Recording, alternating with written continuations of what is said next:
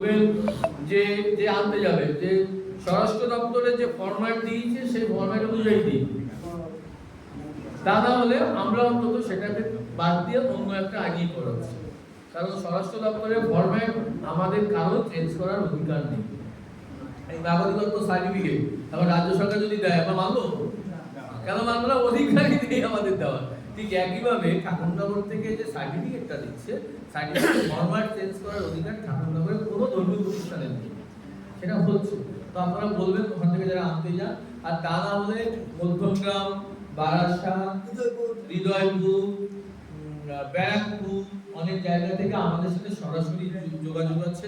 আমরা শুধু আপনারা বলবেন, এক মিনিট, শুধু আপনারা বলবেন সব থেকে গুরুত্বপূর্ণ কাগজটা কিন্তু ধর্মীয় সার্টিফিকেট। ওই সার্টিফিকেটটা যেন রেকর্ড রেখে দেয় এবং অচেনা লোককে যেন ওনারা না দেন। কোনো রেফারেন্স চাই, কোনো প্রতিষ্ঠিত হিন্দু তোয়ারি কোনো সংস্থা বা কোনো মানুষ তাদের রেফারেন্স যাকে উনি চেনেন সেই রেফারেন্স পেলে অচেনা লোককে দিন। একদম অচেনা লোককে কিন্তু ধর্মীয় সার্টিফিকেট না দিতে ওই মহারাজ বা সন্ন্যাসীদের সাধুদের নিষেধ করতে হবে। আমরা কিন্তু বলে দিচ্ছি পরিষ্কার করে, ঠিক আছে?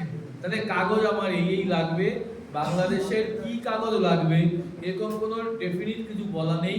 কিন্তু বাংলাদেশের কাগজ যেহেতু এই দেশের সরকার বাংলাদেশে গিয়ে প্রমাণ করতে পারছে না, ভেরিফাই করতে পারছে না, অতএব কাগজটা যতটা সম্ভব নিজেকে কোশ্চেন করবেন, আমি অফিসার হলে এই কাগজটা নিয়ে সন্ধিহান হতাম কিনা